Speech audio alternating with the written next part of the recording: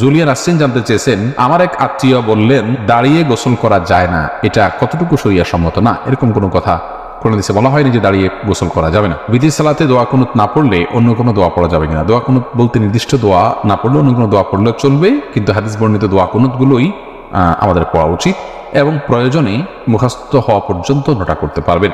আজিজ এই আইডি থেকে আপনি জানতে চেয়েছেন, পুরুষ যদি প্রাপ্তবয়স্ক মেয়ে পড়িয়ে টাকা নেয় সেটি কি হালাল হবে? এটা নির্ভর করবে যে প্রাপ্তবয়স্ক মেয়েকে তিনি পর্দার সাথে ফিতনামুক্ত রেখে পর্দার আড়াল থেকে পড়াচ্ছেন না কিভাবে পড়াচ্ছেন এটার উপরে। যদি পর্দা মেনটেন না করেন তাহলে সেক্ষেত্রে তার এই উপার্জন হালাল হবে না। ফুলের রানী আইডি থেকে আপনি জানতে চেয়েছেন, বাচ্চা নষ্ট করা কি জায়েজ? বাচ্চা নষ্ট করা এটা জায়েজ নয় মৌলিকভাবে। কারণ হলো আল্লাহ রাব্বুল আলামিন আমাদেরকে বলেছেন, লা তাকতুলু আওলাদাকুম, তোমরা তোমাদের সন্তানদের হত্যা করো না খাশিয়াতাম খাদ্যের ভয়ে। তো বাচ্চা নষ্ট করা জায়েজ নেই। বিশেষ করে বাচ্চার মধ্যে যদি আপনার হার্টবিট চলে আসে তারপরে তো কোনোভাবে বাচ্চা নষ্ট করা জায়েজ নেই।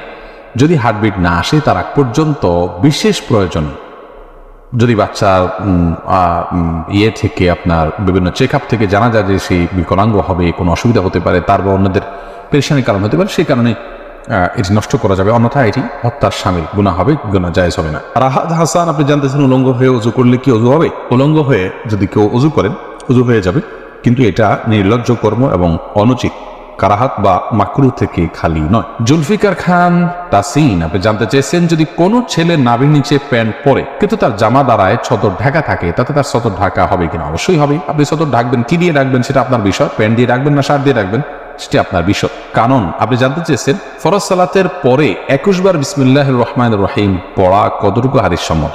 বিতির সালাতে দোয়া কোনো তা পড়লে বা অন্য কোনো দোয়া পড়া যাবে কিনা? ফরজ সালাতের পর 21 বার বিসমিল্লাহির রহমানির পড়ার কোনো নির্দেশনা কোন হাদিসের কোথাও আমাদেরকে দেওয়া হয়নি। ফরজ সালাতের পরে রাসূল করিম সাল্লাল্লাহু আলাইহি ওয়াসাল্লামের অনেকগুলো দোয়া এবং জিকির আমরা হাদিস থেকে জানতে পারি, সেগুলো আমরা আমল করব। আমাদের আসুন্নাহ ফাউন্ডেশন থেকে ছোট একটি কার্ড আকারে সেটা করা হয়েছে, সেগুলো আপনারা সংগ্রহ করতে পারেন। আমাদের ওয়েবসাইটে গিয়ে সেটার পিডিএফ লিঙ্ক আপনি নামিয়ে নিতে পারেন, সেখান থেকে আপনি পড়তে পারেন। তবে আউযুবিল্লাহ বিসমিল্লাহির রহমানির রহিম 21 বার পড়ার কথা হাদিসের কোথাও নির্দেশ দেওয়া হয়নি। আর রাসূল করিম সাল্লাল্লাহু আলাইহি ওয়াসাল্লাম বলেছেন, মান আহদাসা ফি আমরিনা হাযা মা লাইসা মিনহু ফাহুয়া রাদ। যে ব্যক্তি আমাদের দ্বীনের ভিতরে দ্বীনি কাজের মধ্যে যে ব্যক্তি নতুন কিছু করবে সেটা প্রত্যাখ্যানযোগ্য। যেহেতু এটি কোনো নির্দেশ নয়, হাদিসের কোনো নির্দেশ নয়, বিধায় এটিকে আমল হিসাবে নির্ধারণ করে নেওয়া এটা প্রত্যাখ্যানযোগ্য বিষয়। দ্বীন ইসলাম রিপন আপনি জানতে চেয়েছেন, আমাদের দেশে যে কোনো দোকান বা ব্যবসা চালু করার আগে হুজুর ভাড়া করে যেভাবে কোরআন খতম করা হয়, বিষয়টা কি ইসলামের দৃষ্টিকোণ থেকে যুক্তিসঙ্গত? এটা করা জরুরি কিনা? না ভাই, এটা মোটেও জরুরি নয়। এটা আমাদের দেশের মানুষের মধ্যে প্রচলিত একটা কালচার ছাড়া আর কিছুই নয়। তার কারণ হলো যে আপনার আমাদের সমাজের বহু লোক মনে করেন যে হুজুর দিয়ে দোয়া না করালে সে নতুন বাড়িতে, নতুন গাড়িতে, নতুন ব্যবসা প্রতিষ্ঠানে বোধহয় কল্যাণ হবে না। এটা সম্পূর্ণ একটি ভ্রান্ত ধারণা। মনে রাখা উচিত যে কল্যাণ এবং কল্যাণ মালিক একমাত্র আল্লাহ রাব্বুল আলামিন। আমাদেরকে প্রিয় নবী সাল্লাল্লাহু আলাইহি ওয়াসাল্লাম এরকম করে শিক্ষা দেননি।